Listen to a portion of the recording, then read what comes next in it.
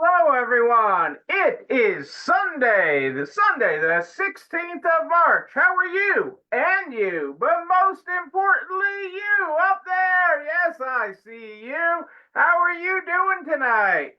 Tell me how you're doing, what you are grateful for this Sunday evening, the 16th of March. We're already halfway through the month here, people. Can you believe it? Can you believe we are halfway through? Hey, Lou, how are you? How are things in Iowa? Are they springy? Are they springy tonight? It feels a little, excuse me, a little springy. It's kind of that in between time, but you can sense the goodness in the weather coming. You can sense the good coming. Hey, Sherry, how are you? You know, I can feel it. I can feel the better weather coming. See if I can trying to turn off the captions here.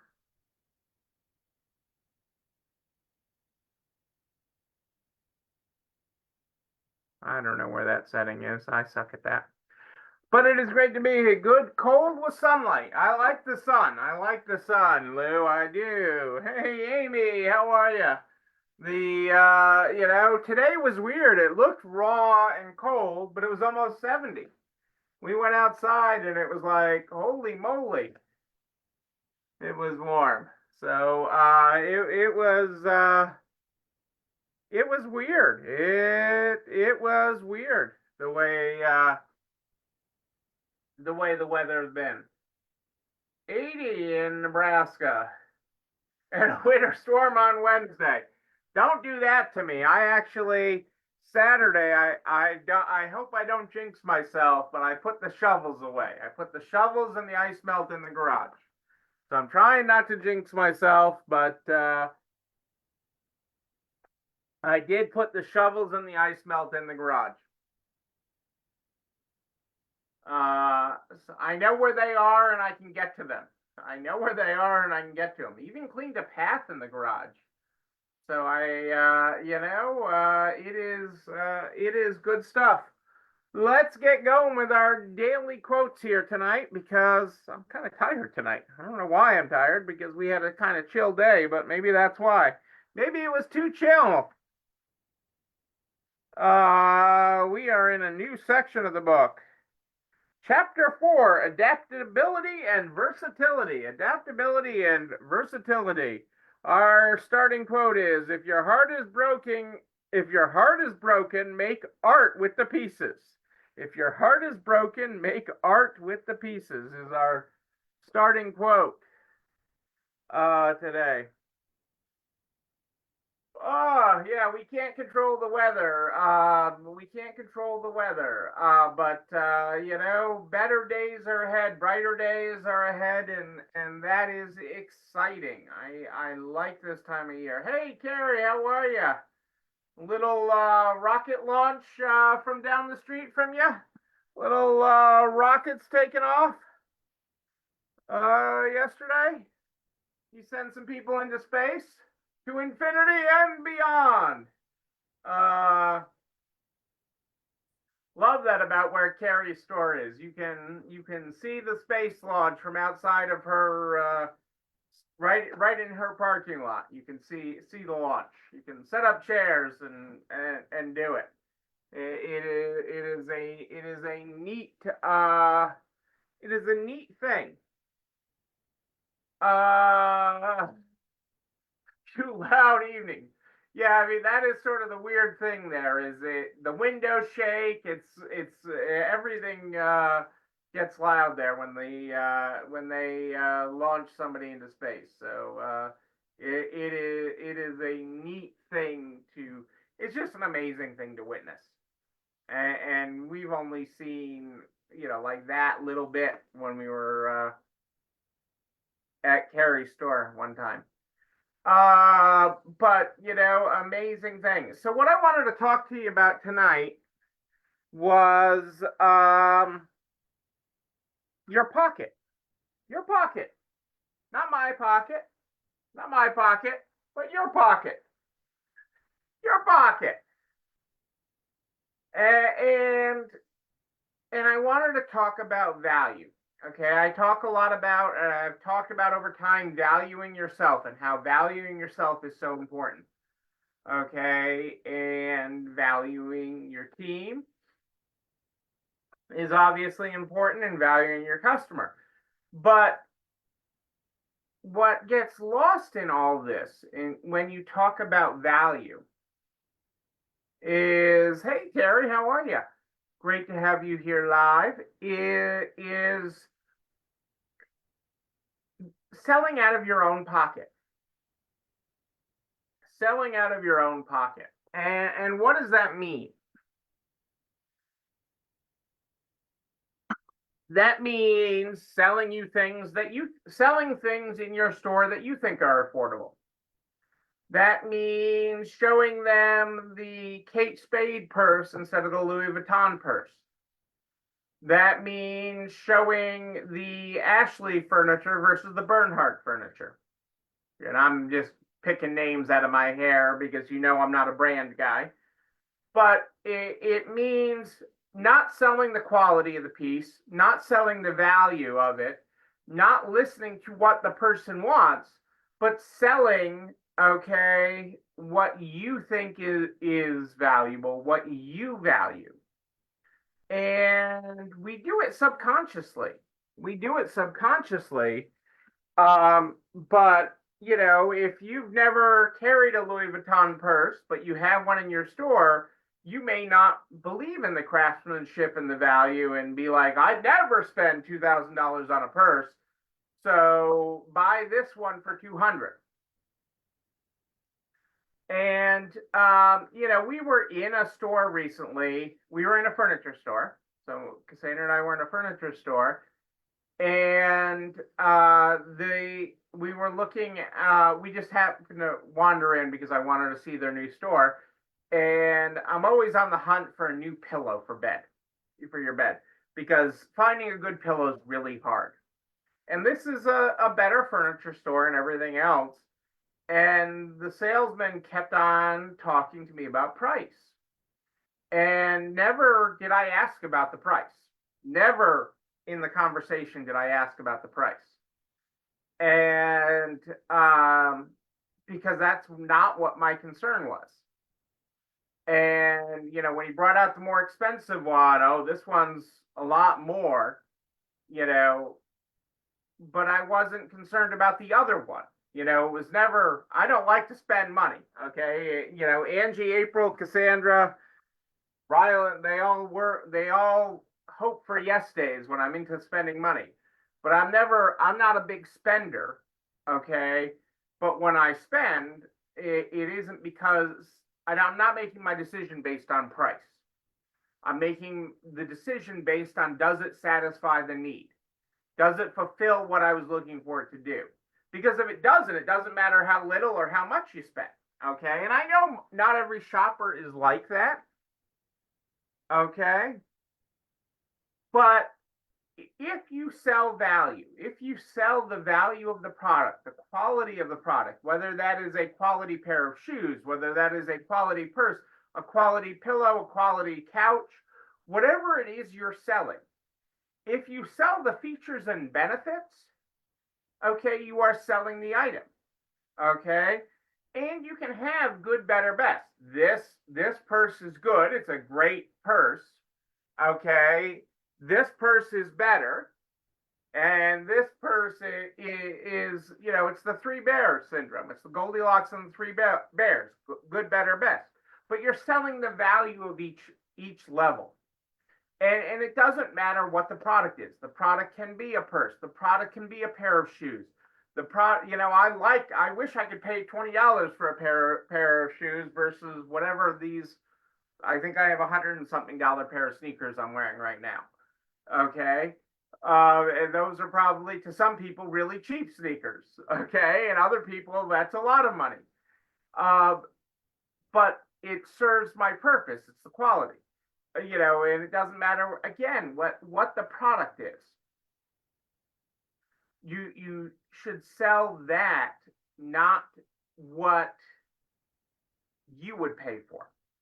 And that's sometimes hard to train our staff because our staff doesn't always have the same economic standards or the same life experience around quality and brands that we do. So part of that really is important product training. And it's important to listen to your customers. Okay, because that in that same furniture store, I looked at something that was I looked at a bed. I stopped at a bed, and we weren't in the market for a bed that day, but I was like, oh, this is really nice. And the salesperson jumped right to financing. Well, this stuff can go on sale sometime, but with financing, and again, I wasn't talking about price. Never was I worried about that with it. And I understand some customers would be, and he kept on trying to show us cheaper options. Okay. Not more expensive options, but cheaper options. I kept on coming back to there's no comparison to this one and that one. I'm always out to save money. Don't get me wrong. I want to save money, but there was no comparison in the quality of the other item, of the item that we liked. And he kept on trying to sell out of his own pocket for what he could afford, what he valued.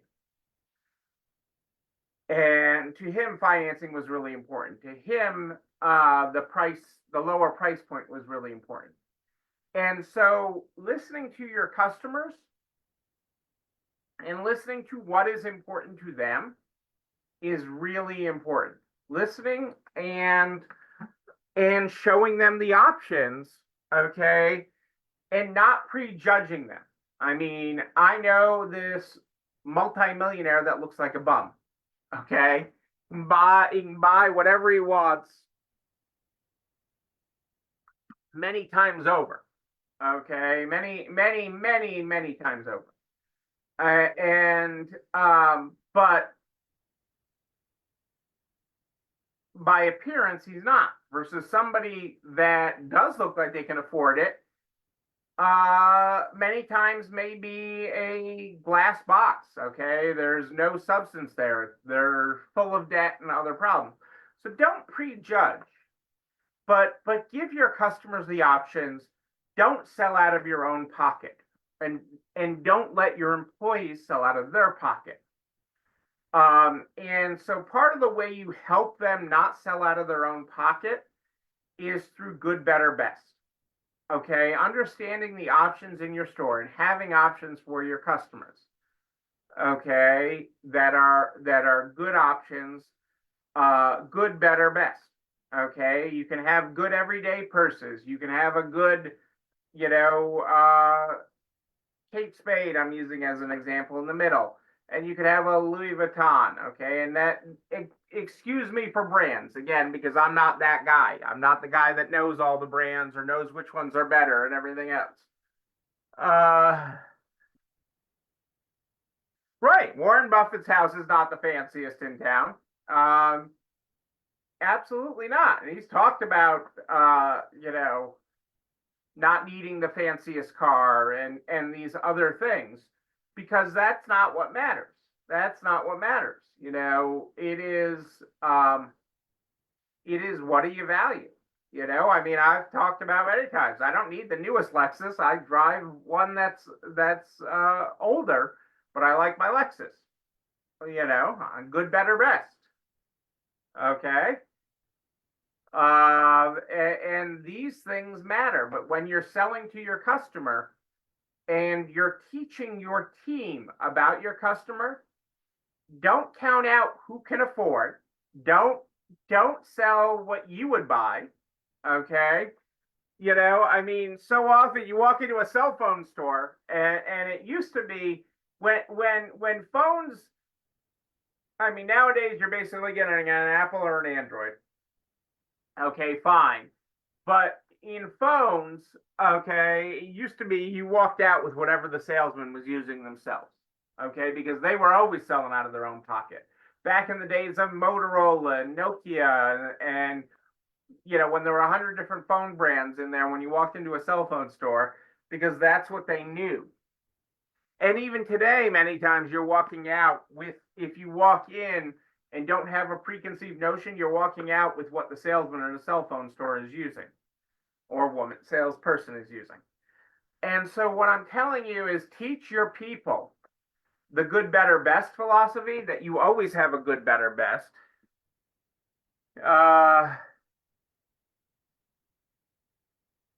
Right. They know the value. They care. They'll do it. There is room. And Rose, we've been talking to you for years about edging your prices up. So absolutely there is room for that. There is absolutely room for that. So these opportunities create that. Okay, but how the people that work for you present the options matter. Okay. Oh, that if they turn around, if somebody asks how much is that purse up there? How much is that up there? And they say, oh, that's really expensive, that's selling out of their pocket. Okay, if they say that's a great deal, let me get it down and show it to you. Okay, we're not talking about price, even though the person asked about price. Let me show you that item. Okay, let me show that to you. Isn't talking about the price, even though that was the question that was asked. You're not lying to them. You're bringing down the item to show them, and you will answer the price as part of that, but don't answer that first. Don't lead with price. There is always a product that is cheaper. There is always someone who will beat you. It's a race to the bottom. Price is a race to the bottom. If you are only selling on price, you are racing down the drain. Okay, there is always somebody that will be out there to beat you. There's always someplace cheaper they can do. There's always a cheaper item. That is not the market you're in. Absolutely. Let them decide. Let them decide. Okay? Let them decide. But that is showing them the features and benefits. Okay? Because you have to be about more than a price tag. And that's what I want to get across to you tonight. You have to be about more than a price tag. You are more than a price tag.